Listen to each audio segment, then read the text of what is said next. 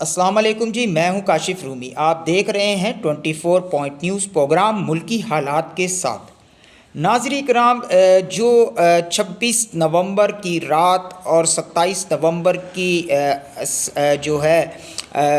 दरमियानी शब हुआ है, वो इस वक्त बड़ा अलार्मिंग है, बड़ा तफ्शीशनाक है। जिस तरीके से जो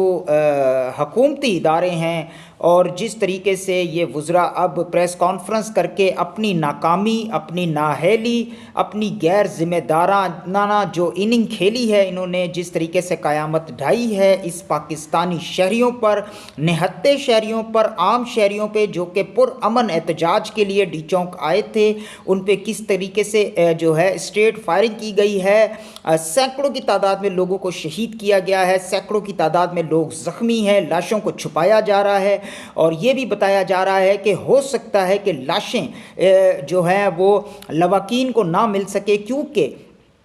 अगर लाशें लवाकीन को मिलेंगी तो असल तादाद का जो है अदाद व शुमार का पता चल जाएगा, लिहाजा अब उसे मैनेज किया जा रहा है। और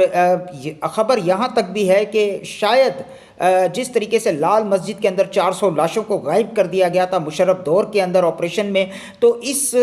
जो ऑपरेशन में जो ये क्रैक डाउन किया गया तहरीक इंसाफ के निहत्ते और पुरअमन एहतजाज करने वाले पाकिस्तानी आम शहरियों के ऊपर, तो इससे भी अब जो लाशें 200 से ऊपर बताई जा रही हैं, उन्हें गायब करने का, उन्हें इज्तिमाई कब्र में दफन करने का इतलात मिल रही हैं कि वो ये हुकूमत कर सकती है, क्योंकि इन्होंने अपनी नाकामी छुपानी है। और ये तमाम मलबा जो है, जो इस वक्त नुकसानात हुए हैं, वो पीटीआई पे डालने की तैयारी की जा रही है, पीटीआई पे पाबंदी लगाने की तैयारी की जा रही है। लेकिन हम यहाँ पर आपको बताते चलें कि इस वक्त बहुत सी ऐसी फुटेज मौजूद हैं जिससे साफ पता चलता है कि इन्होंने किस तरीके से स्नाइपर्स को बिल्डिंगों में छुपा के बिठाया, उसके बाद स्ट्रेट फायरिंग ऊपर से की गई, लोगों को ज़ख्मी किया गया, लोगों के ऊपर रबड़ बुलेट भी मारी गई हैं और डायरेक्ट फायर भी मारा गया है, और जो गोलियों के खोल्स हैं वो तमाम वहाँ मिले हैं। और दूसरी तरफ मैं आपको ये भी बताता चलूँ कि अता ताड़र साहब जो कि वज़ीर इत्तलाआत हैं, वफाकी वज़ीर हैं, उनकी बेशर्माना और जो है अजीब व गरीब गुफ्तगू, और ये उनकी तरबियत का मुंह बोलता सबूत है कि उनकी तरबियत किस जो है माहौल में हुई है और किस माहौल के अंदर वो पले बड़े हैं, लिहाजा वो अक्कासी करती है उसकी। क्योंकि जिस तरीके से वो बात करते हैं और वो सामने वालों को जो है वो एक भेड़ बकरी समझते हैं, पाकिस्तानियों को भेड़ बकरी समझते हैं, किस तरीके से वो अपने चेहरे पे मुस्कुरा कर ये बताते रहे हैं कि जी हमने भगा दिया है, हमने फेंटी लगाई है। शर्म आनी चाहिए इन लोगों को। ये पाकिस्तान की इतने बड़े ओहदों पे रहने के काबिल लोग नहीं हैं। इन लोगों को इलाके का जमादार होना चाहिए, इलाके का ये काउंसलर होने के काबिल नहीं है लोग जिनको जो है हम पर मुसल्लत कर दिया गया है। और ये इतने बेगैरत लोग हैं, इतने कम ज़र्फ लोग हैं, और अगर इनके अंदर रत्ती भर भी गैरत अगर होती तो ये इक़दामात, ये ऑपरेशन कभी ना करते अपनी आवाम के ख़िलाफ़। आखिर इन्होंने फिर आवाम में जाना है और ये हुकूमत को इनके पास सदा नहीं रहेगी। अगर ये आप अच्छा ये समझते हैं कि इस वक्त जो इनके पीछे जो बैक के ऊपर हाथ है वो हमेशा रहेगा, तो मैं आपको बताता चलूं कि वो हाथ हमेशा किसी के सर पे नहीं रहा है। उन्होंने जिस तरीके से अपने मुफादात के लिए सियासतदानों को इस्तेमाल किया है, वही सब कुछ इस वक्त इस हुकूमत के साथ हो रहा है। और जब उनके मुफादात पूरे हो जाएंगे और उसके बाद जो है ये नून लीग भी सड़कों पर होगी, और उसके बाद एक नई पार्टी कोई भी जो है वो बरसरे इक़्तिदार होगी, और यही सब कुछ फिर इनके साथ किया जा रहा होगा, और उसके बाद इनकी चीखें सुनने वाली होंगी। आपने देखा जिस तरीके से अता ताड़न ने बुशरा बीबी के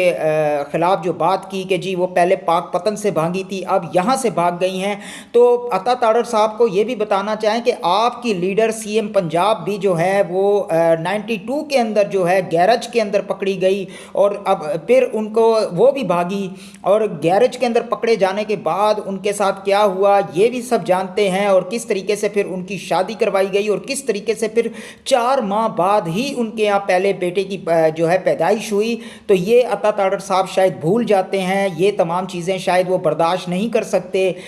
जो है सिर्फ़ और सिर्फ दूसरों के ऊपर उंगली उठाना और बातें करना तो आसान है, लेकिन अपने गिरेबान में झांकना भी चाहिए कि इनके दादा ने पाकिस्तान के साथ क्या किया, रफ़ीक अहमद ताड़ा जो कि सदर पाकिस्तान रह चुके हैं, उन्होंने किस तरीके से पाकिस्तान को तोड़ा, किस तरीके से पाकिस्तान में उन्होंने इंतशार फैलाया, ये तमाम चीज़ें भी जो हैं इनको सोचनी चाहिए। और इस वक्त मैं आपको ये भी बताता चलूँ कि जिस तरीके से ये लोग ये समझ रहे हैं कि इनकी जीत हुई है, लेकिन यहाँ पर बैनुल-अक़वामी मीडिया,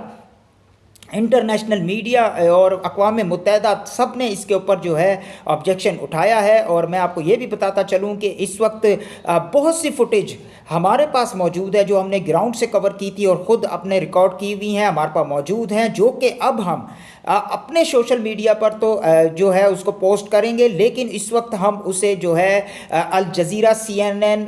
जो है BBC और तमाम वो न्यूज़ चैनल्स जो कि इंटरनेशनल कवरेज करते हैं, उन्हें हम वो फुटेज भेज रहे हैं ताकि इस हुकूमत की जो कारनामे हैं, इस हुकूमत की जो जुल्म और ज़्यादती है आवाम के ख़िलाफ़, वो इन दुनिया के सामने आ सके, ताकि इनका मुकर्रा चेहरा जो है वो दुनिया देख सके। लेट्स सी, आपको मैं इसकी मज़ीद फुटेज जो है वो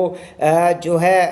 आपके साथ शेयर करूंगा और अगले वीलॉग में मैं आपको इसकी तफसीलात भी बताऊंगा कि कितने लोग इस वक्त जा बहक हैं और कितने लोग इस वक्त लापता हैं, कितने लोगों पे पर्चे किए गए हैं, कितने लोग गिरफ़्तार हैं और कितने लोग ज़ख्मी हैं। और ये मैं आपको साफ बताता चलूँ कि इस वक्त हुकूमत जो है वो किसी सूरत जो मानने को तैयार नहीं है। जिस तरीके से IG और कमिश्नर ने जो है वो कल प्रेस कॉन्फ्रेंस की है, और शर्म आती है इन लोगों के ऊपर कि आपकी औकात क्या है, आप लोग जो है इस तरीके से जो है बातें करते हैं आवाम के ख़िलाफ़। आवाम वहाँ पर हमने ख़ुद देखा है कि नहत्ते अवाम थे, हाँ गुलेल उनके हाथों में थी, गुलेल वगैरह थी, लेकिन उससे कोई दहशत गर्दी नहीं होती है जिसे आप लोगों ने दहशत गर्द करार दे दिया। और वो असला जो आप लोगों ने पता नहीं कहाँ से जमा करके वहाँ पे रख के उसकी फुटेज बना के इतनी जल्दी आपने सब कुछ करके, ऐसा लगता है कि प्री प्लान किया गया है। ये तमाम चीज़ें जो ऑपरेशन किया गया है ये एक प्लान था। और जब तहरीक इंसाफ ने अटक का पुल पार किया था, हमारी इतलात है, उसके बाद एक बड़ी मीटिंग बैठी थी और उसके अंदर ये तय पा गया था कि जी ये अब डी चौक पहुंच जाएंगे, तो लिहाजा अब डी चौक पे ही इनके साथ निपटा जाएगा, लिहाजा रस्तों के अंदर इन्हें रोकने की कोशिश की जाए, लेकिन डी चौक के ऊपर इनके ख़िलाफ़ मेन कार्रवाई की जाएगी। और वो इन्होंने की और उसमें इन्होंने आम आवाम को ही दहशतगर्द करार दे दिया और अपने आप को जो है वो जो है गाजी करार दे दिया और फातेह करार दे दिया और फ्लैग मार्च निकाला। शर्म और हया इन लोगों के अंदर मर चुकी है। ये लोग पाकिस्तानी, अगर बज़ाहिर अगर इतनी ताकत हमारे अंदर होती और अगर हमारे अंदर इख्तियारात होते तो हम इन लोगों को उधर ही डी चौक के ऊपर फांसी पे लटकाते, ये जो इस वक्त इस ऑपरेशन के करता धरता है। लेकिन इस वक्त मजबूरी ये है कि ये ताकत के नशे में हैं और आवाम जो है वो इनके जुल्म सह रही है। लेकिन अब आवाम के अंदर शऊर जागेगा और आवाम बाहर निकलेगी और इनको बताएगी कि किस तरीके से जो है वो आवाम के साथ ये खिलवाड़ खेल रहे हैं खूनी खेल, और किस तरीके से लोगों को अब पहले एहतजाज का हक़ हासिल था आइन के मुताबिक, लेकिन अब ये हक़ भी इन्होंने ख़त्म कर दिया है। अब अगर आप एहतजाज के लिए बाहर निकलेंगे तो आपको सीधी फायर गोली मारने का ऑर्डर दे दिया जाएगा। ये अभी ये हुकूमत आइन के अंदर तरमीम करके कानून लाएगी, क्योंकि जिस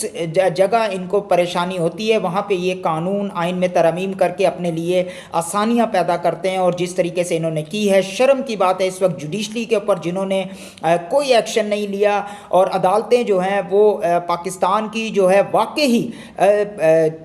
यही समझ हमें तो यही समझ आती है कि अदालतें पाकिस्तान में निज़ाम है ही नहीं। जजेस जो हैं वो फिक्स हैं, उन्हें पता है कि हमने किस पार्टी के हक़ में फ़ैसला देना है और किसके हक़ में हमने जो है वो अपने रिमार्क्स देने हैं। और ये सब चीज़ इस वक्त आइनी बेंच कर रहा है। और जिस तरीके से उन्होंने कल जो है पटिशन को उड़ा दिया कि जी हम इस पे सोमो मोटो नहीं लेंगे, तो ये भी एक जो है तफ्शीशनाक बात है और ये अफसोसनाक बात है। पाकिस्तानियों के साथ ये नाइंसाफ़ी है। अब हम इसकी जो तमाम अब हम लोगों ने ये एक सोशल मीडिया के ऊपर मैं आपको बता दूँ इस वक्त के अब